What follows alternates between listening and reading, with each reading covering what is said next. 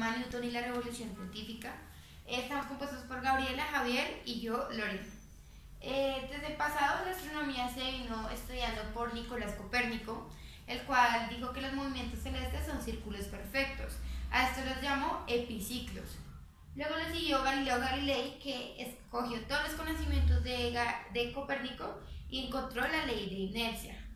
Luego siguió Kepler, el cual encontró sus tres leyes de Kepler, las que describen el firmamento del universo.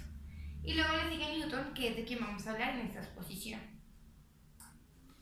Bueno, Isaac Newton fue un físico matemático inglés. Nació el 4 de enero de 1643 y murió el 31 de marzo de 1727 en Londres. Él estableció las bases de la mecánica clásica, desarrolló el cálculo integral y el cálculo diferencial por medio de los conocimientos y gracias a Gottfried Leibniz, el cual ya había tenido ciertos estudios de este cálculo. También descubrió que la luz blanca está compuesta por un conjunto de colores, es decir, como un arco iris.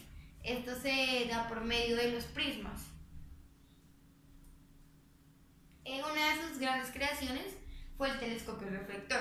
Acá vemos imágenes de cómo fueron los primeros diseños de este telescopio. Este se realizó con un espejo primario cóncavo y uno secundario de plano diagonal. El primer telescopio reflector de Newton fue hecho en 1668 y se trata de su telescopio reflector funcional conocido. Aquí vemos que es donde se coloca el lente ocular, el espejo objetivo y el tubo del telescopio. Esto es más o menos una imagen de lo que fue el telescopio de Newton, que no se llegó a conocer sino hasta el segundo telescopio que él realizó. Sigue filosofía naturalis, principia matemática. En español, los principios de la matemáticos de la filosofía natural. Este fue un libro que hizo Newton, que solo lo sacó a la luz porque se lo pidió un autor en específico, ya que él creía que si lo sacaba a la luz se le iban a robar sus conocimientos. Este fue escrito el 5 de julio de 1687. Trata sobre los descubrimientos de la mecánica y el cálculo matemático. En la mecánica son Galileo Galilei con sus leyes del movimiento y de las cuales dedujo la ley de gravitación universal, que es la que vemos ahí abajo, esa ecuación. Este libro se divide en dos partes, en axiomas y escolio. El axioma son en donde están las leyes de Newton, las tres leyes de Newton populares, y el escolio hay definiciones, fragmentos del libro 1, 2 y 3 y un escolio general. Bueno, para hablar de las leyes de Newton, como ya dije, son tres leyes.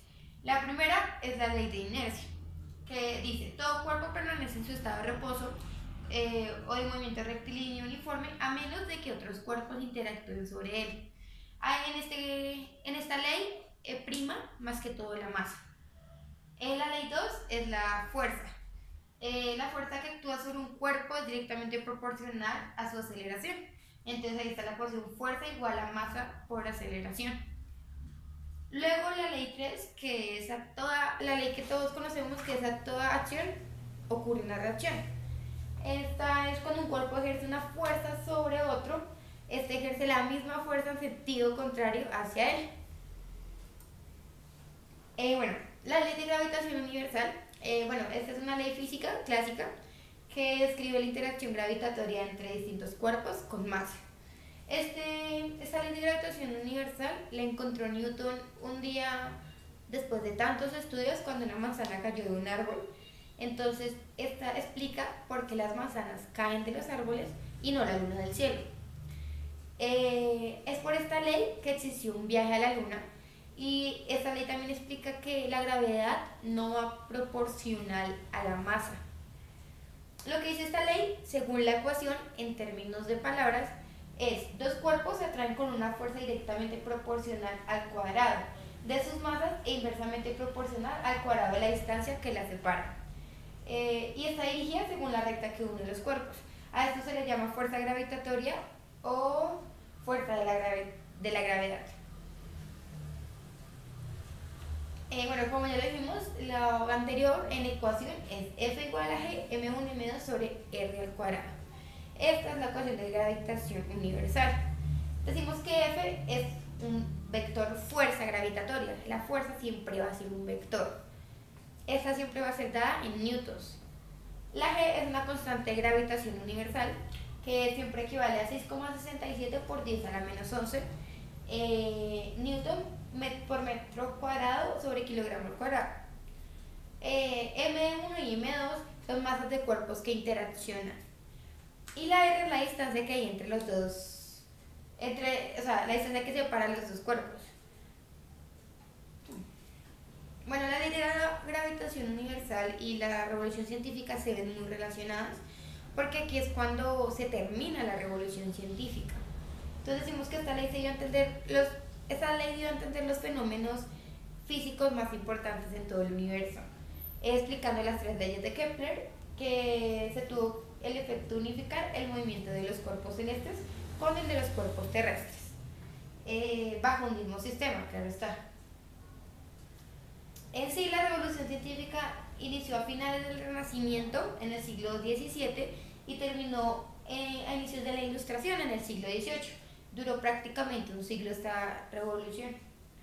La revolución científica trata sobre los conocimientos científicos que fueron reemplazados por unas nuevas ideas. Esta derribó la teoría de la noción de la Tierra como centro del universo y que la materia es un elemento continuo. Derribó estas teorías. Y esta revolución fue iniciada por Nicolás Copérnico, Johannes Kepler, Galileo Galilei y Isaac Newton, como ya lo mencioné al inicio. En esta época se tuvieron varios avances y descubrimientos como lo son las leyes mendelianas, el estudio del ADN, el descubrimiento del sistema circulatorio, el estudio de los genomas o el estudio de los genes, que es básicamente lo mismo. Pues estos avances se obtuvieron en esta época, ya que fue la primera época que observó y analizó el comportamiento y la realidad humana. Esto lo cita Alexander Coire en 1939. ¿Listo? Por segundo tenemos la gravedad, que nos dice o tiene como definición que es la interacción de los cuerpos, la reacción de los cuerpos, que es la atracción de los cuerpos según su masa, en relación de su masa. Pero pues en Newton nos dice que esta relación es inversamente proporcional, ya que nos habla de la distancia y nos dice que a mayor distancia, menor es la fuerza que recae sobre el cuerpo, y nos dicen que a menor distancia, mayor es su fuerza. Entonces esto lo podemos ver reflejado en algún aspecto o ve cosas del día a día. Por ejemplo, digamos, al tirar un balón, nosotros lo lanzamos con mucha fuerza, pero al alejarse, la fuerza que actúa sobre el balón va a disminuir. Bueno, es un ejemplo sencillo que nos evidencia pues esta relación. Y también nos dice o nos evidencia que así, o sea, la reacción, la fuerza que interactúa sobre la masa, bueno, sin hablar de la distancia, puede ser mayor si la masa es menor. Y si la masa es mayor, la fuerza que actúe sobre esta puede ser menor. Por tercero tenemos la unificación, o también denominada como la teoría del todo, que se compone de 4 hipótesis de diferentes personajes. El primero es el comportamiento y el comportamiento observable de los cuerpos celestes en el espacio. Por segundo tenemos la comprensión de la electricidad y la luz y el aspecto de la radiación. Esto es un estudio de James Clerk. Por tercero tenemos la unificación del espacio, según Albert Einstein, que para él el espacio era tiempo, masa y energía. Y por cuarto y último tenemos la mecánica cuántica, o también denominada como la teoría cuántica de los campos, que esta nos habla sobre la relatividad de los espacios. Por cuarto tenemos el espectro visible, que se denomina el espectro visible. Bueno, es el factor electromagnético que recae sobre el ojo o la visión del hombre, según la cantidad de la radiación electromagnética. Bueno, y esto genera un rango de longitudes de onda de luz sobre el ojo del hombre. O sea, es decir, que a mayor longitud de onda, pues se pueden percibir diferentes colores que a menor. O sea, podemos tener el mismo color, pero eso se define según la longitud de onda que recae sobre el ojo del hombre o sobre la visión. Relación con las leyes de Kepler. Bueno, estas leyes nos describen el movimiento de los planetas, relacionando su tercera ley con Newton, ya que nos habla de los cuadros de periodo de la órbita. Y por otro lado, nos dice que los planetas son proporcionales a los cubos a su distancia al Sol.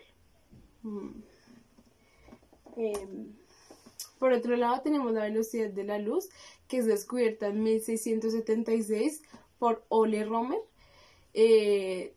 Bueno, este descubrimiento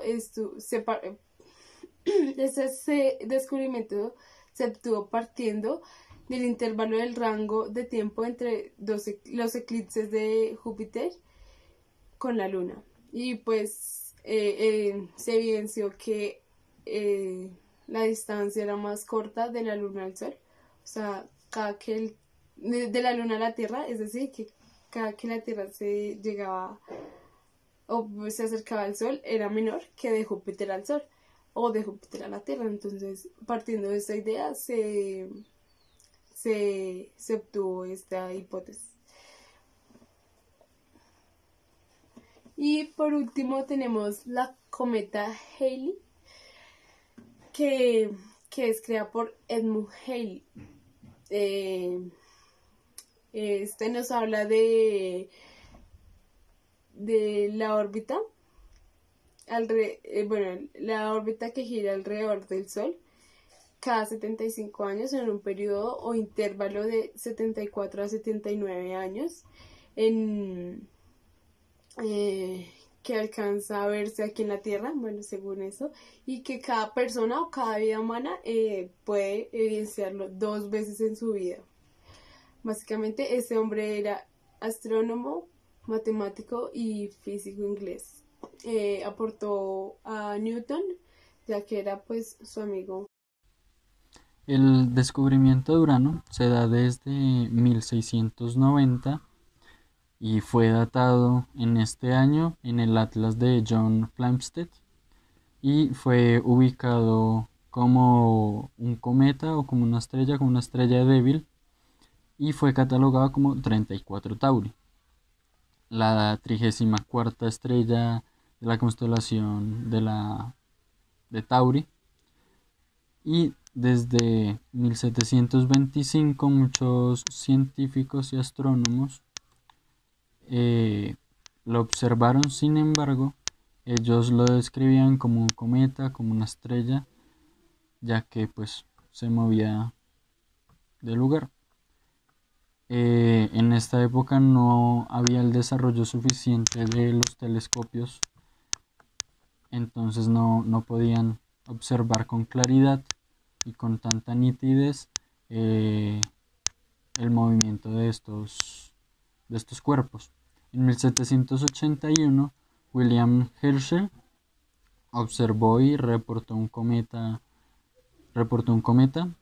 y durante varios días, varios meses también, se dio a la tarea de observar su movimiento, y lo registraba como un cometa, ya que se movía y no estaba en el mismo lugar que lo observaba anteriormente. Desde 1781 y hasta 1783, Herschel se dio a la tarea de observar y de reportar el movimiento del mismo. Durante este tiempo pudo observar, y con su telescopio reflector que realizaba a mano, que era un planeta y se denominó como Urano. William Herschel fue un militar alemán y fue un apasionado por la óptica y por la observación de los planetas, aunque no se sabía en esa época, no se denominaba tal, y se fabricaba pues sus telescopios con su hermana Carolina en Inglaterra. Para la elaboración del telescopio del descubrimiento de Urano, él tuvo un proceso de alrededor de 200 espejos para dar con el indicado, para dar con uno que cumplía con todos los requerimientos, con toda la nitidez del que él quería y que necesitaba para tener toda la disposición. En 1781, y gracias a todo el avance que él había hecho con su telescopio reflector, con varios de ellos, pudo pues descubrir el planeta. Bueno, ahora Urano tiene ciertas particularidades, y es que tiene dos momentos en donde presenta mayor velocidad, mayor atracción, y en otro momento en donde tiene menor atracción, menor velocidad. Se creía que con la ley de gravitación universal planteada por Newton se iba pues a descubrir qué era, ya que desde el descubrimiento de este planeta se había dado por sentado pues que no el universo no tenía un límite como se creía antes, sino que con el descubrimiento de Urano, que tiene una distancia muy grande, pues rompieron este límite, y con estas irregularidades se presentaban pues y se analizaron desde 1781 y 1783 por varios científicos, y dieron como resultado que, como se observa en la presentación, en la posición A, la irregularidad, la perturbación, hacía que tuviera una mayor velocidad, y en el momento B, pues al contrario, que disminuyera.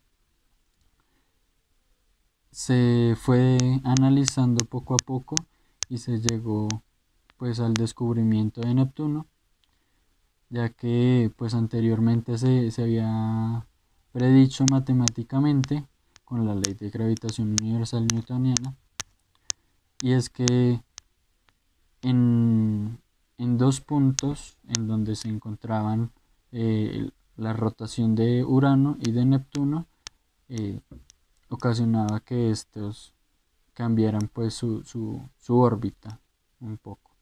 Entonces, ya predicho anteriormente por un modelo matemático, fue descubierto en 1846, el 23 de septiembre, por dos científicos que se dieron a la tarea, que fue John Adams y Le Verrier. Le Verrier, un matemático muy famoso, muy prestigioso, un francés, y pues entró la discusión de quién lo había descubierto primero según el modelo matemático, según el descubrimiento y el análisis que habían hecho. también se dio pues que Neptuno, por sus colores y sus características, tenían mucho hidrógeno y mucho helio. El tamaño y también esta predicción en el modelo matemático se pudo llegar a ello deduciendo pues la masa del planeta y también pues la fuerza de atracción al Sol. Le Verrier, un francés muy reconocido dentro de la comunidad científica, también planteó el otro planeta. Sin embargo, no era tan alejado del Sol, sino que era muy próximo al Sol, ya que en una de sus observaciones vio que unas observaciones al Sol vio una mancha y pensó que era la sombra de un planeta, pues nuevo.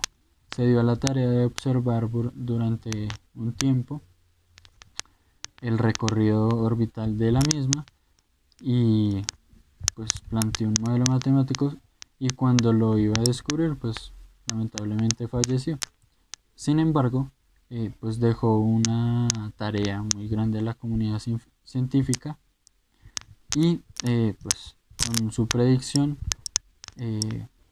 dio como unas bases para mirar en qué puntos específicamente podría pasar por, por el Sol.